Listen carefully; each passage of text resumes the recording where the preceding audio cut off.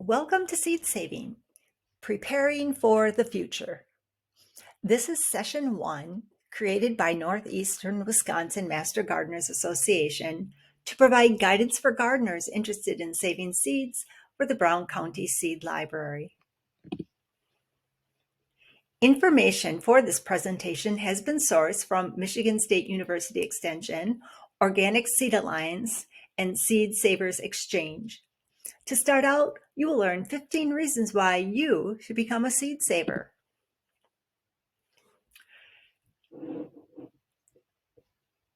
First of all, there is really no extra cost to saving seeds.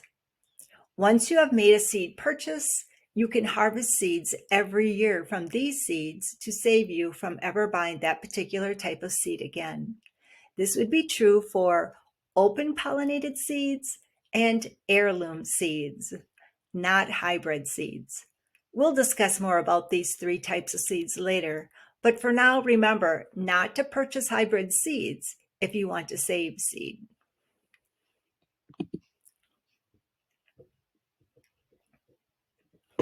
Seed saving is very rewarding, and just about any age can do it. It's fun. It's a great family activity, and some people find it to be relaxing and stress-free. Here is a 2-year-old helping with squash seeds, and the other photos are from a seed sorting and packing event held at the Brown County Library.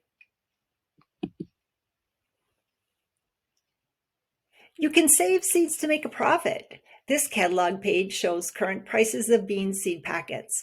As with everything else, prices have been increasing in the last few years.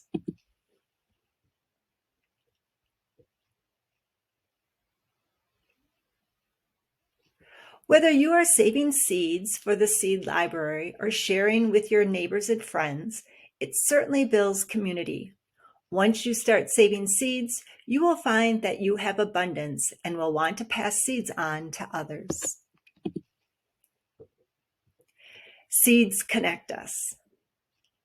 As we share seeds, we share the story with those that are receiving the seeds. Some seeds can be from plants that have been in families passed down, or maybe seeds are shared that have cultural importance. Whether I am sharing seeds or someone asks me about a particular plant I am growing, I feel the need to share the story of how I attained the seed.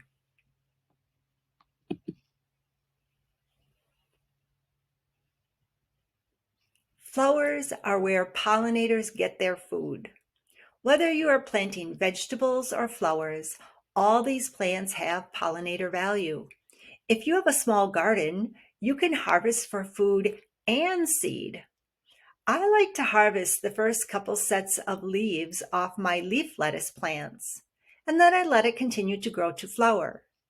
I'll do the same with herbs like dill, chives, parsley, and cilantro.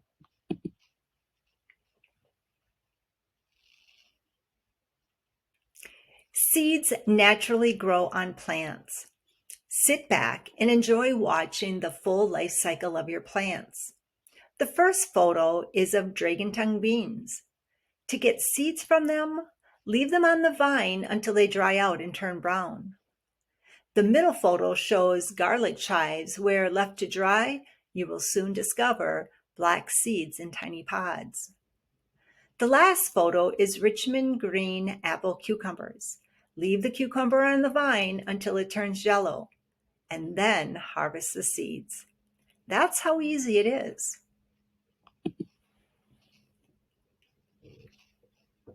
Many people become gardeners to eat healthier foods. Studies have shown that non-commercial vegetables contain more nutrients. Sow your own seeds to eat healthier. Germination rate is improved with harvesting and growing out your own seeds. It's easy to check the germination rate on your harvest. This way you know the seeds are viable and you can find out exactly how long they take to germinate. Here are garlic seeds germinating that were taken from the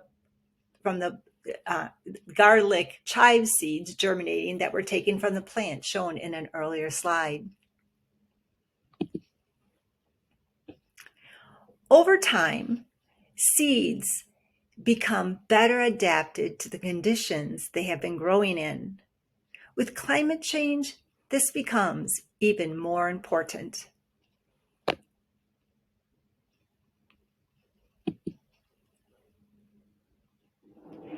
Previously, it was mentioned that non-genetically engineered food in a study done on corn contained more nutrients. To avoid the controversy on GMOs, grow your own seeds seems to be like an easy way to ensure non-GMO food.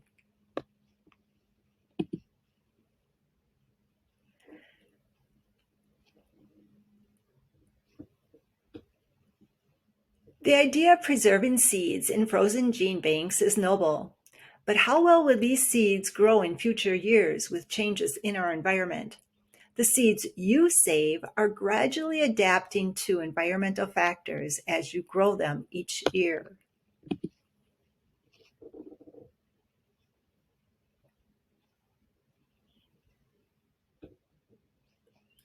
The future of seeds belongs to all of mankind, not a few corporations with profit in mind, especially companies closely tied to chemical production also.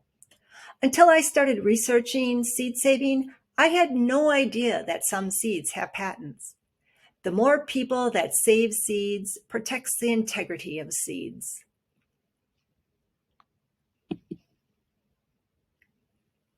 It's no secret that the diversity of seeds has declined in the last century. This chart shows that in 1903, commercial seed houses offered 497 varieties of lettuce. In 1983, 80 years later, there were only 36 varieties found in the National Seed Storage Laboratory. Rather than rely on seed companies, we need to take matters into our own hands and start saving and sharing seeds to ensure food stability.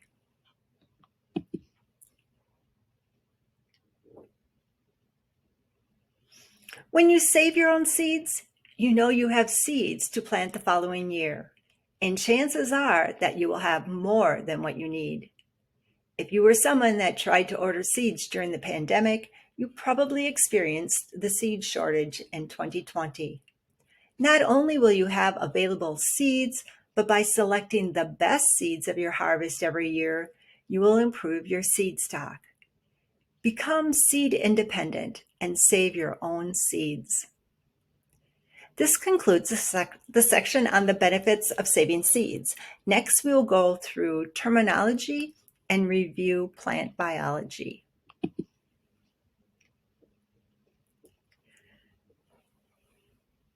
The first term is species. This is the general category that we use for identification of plants. Think of it as a last name. The plant example here is tomato.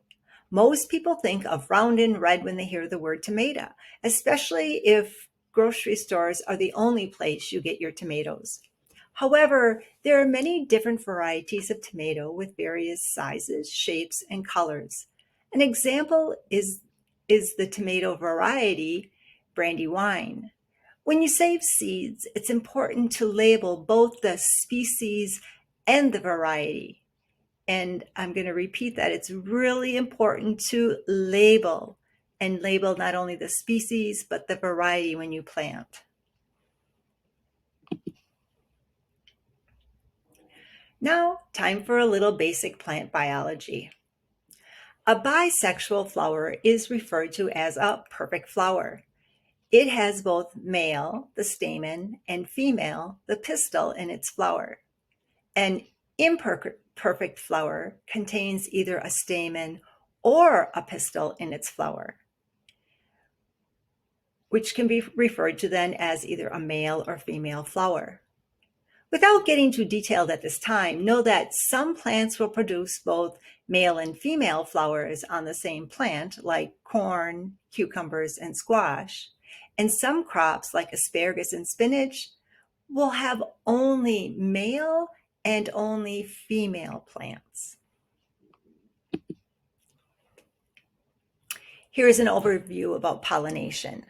Plants can be self-pollinating, which means offspring will be what we call true to type.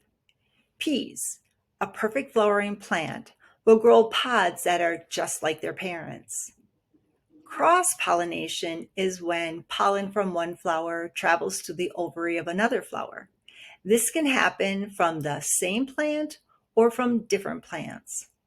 Cross-pollinating plants are ones that seed savers need to be extra cautious about. Offspring may not be true to type based on how it is pollinated. This would be plants like onion, beet, cabbage, melon. You'll get more information about pollination and how to ensure true to type seeds in a few minutes. Open pollinated and heirlooms are plants to grow and harvest seeds. Heirlooms are open pollinated plants that are special, much like antiques. An open pollinated seed that has been around at least 50 years with a story and a place um, then can become an heirloom seed.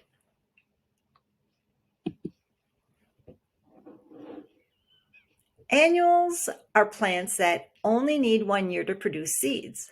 Some easy annuals to collect seeds from include beans, peas, lettuce, tomato, and pepper. Biennials are plants that need 2 growing seasons before they produce seeds. This include plants like broccoli, cauliflower, carrot, beet, and cabbage, to mention a few.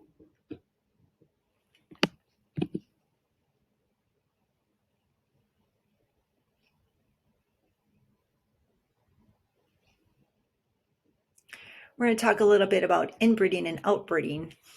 Inbreeding and outbreeding is about how certain flowers reproduce.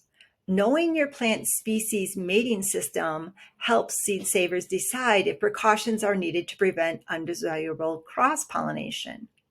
A self-fertilizing plant known as inbreeding mates with itself and produces offspring like its parents. If you are just starting seed saving, inbreeding plants are a good choice to start with. This includes plants like peas and beans. Outbreeding is where plants need pollination from other plants for successful reproduction. This includes plants like squash, cucumbers, cabbage, and spinach, to name a few. To guarantee adequate fertilization, you need to include a large enough crop for cross-pollination to be successful. As a seed saver, you will also need to protect these cross-pollinating plant flowers, which leads us to a third method, which leads us to 3 methods of isolation.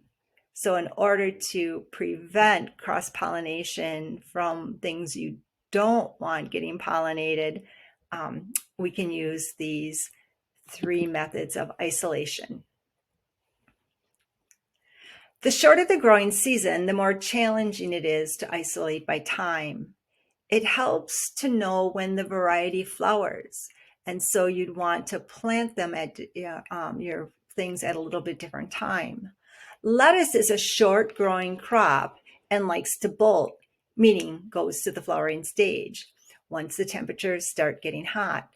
I was able to harvest lettuce seeds from 2 different varieties, as one of the varieties flowered and set seed before the other variety did. Physical barriers can be used to block foreign pollen-bearing wind and insects. Natural barriers like trees, shrubs, thick vegetation, and hills can be used, as well as buildings, bags, and cages. For those that have a larger area to garden, using distance for isolation can be employed. The Organic Seed Alliance has a detailed crop-specific chart for more information on this topic. Let's talk about plant population.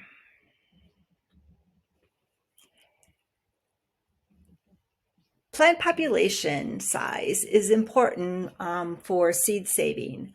A very general rule for self-pollinating plants is to gather seeds from one variety from like 5 or 6 plants. And then plants that cross-pollinate, you would want to save seeds from 10 to 12 plants.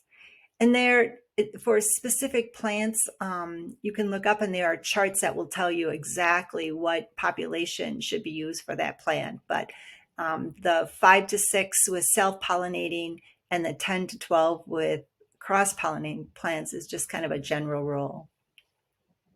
Odds are better for more viable seed in larger populations. If some disease comes along, the larger the population, the more chance that a few plants will happen to have a gene that provides resistance. Collecting seeds from a larger population helps prevent inbreeding depression. Inbreeding depression is expressed as a loss in vigor and fertility due to the mating of closely related and too similar genetically. And historically, this has been an issue with royal families. The same can be true with plants. If you were like me, I was a bit overwhelmed when I started to learn about seed saving. Have no fear. We are in this together, and NEW Master Gardeners would like to support you along the way. Here are some closing thoughts. Start small by selecting a crop or two on the easy seed saving list. Pay attention and learn about the specific life cycle of that plant or plants. Remember to carefully label plants, especially ones you plan to collect seeds. And remember, you want to label the species and the variety. Celebrate successes as we go along. Celebrate your seed germinating and growing. Celebrate the lovely flower and pollination stage, and really celebrate the harvest and seeds you've collected. Keep in mind that we always want to harvest the cream of the crop. Woes are learning experiences. We become better gardeners and seed savers by making mistakes. That's why I'm going to remind you often to label.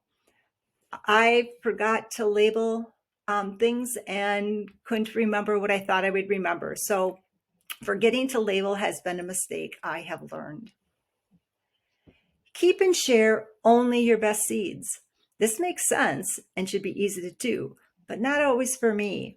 After digging up my first harvest of garlic, I wanted to save the largest cloves to show up in my pantry. However, the learned seed saver in me knew these were the best seeds to plant for a better crop next year. This concludes session 1 of the seed saving series. The next video will focus on harvesting and processing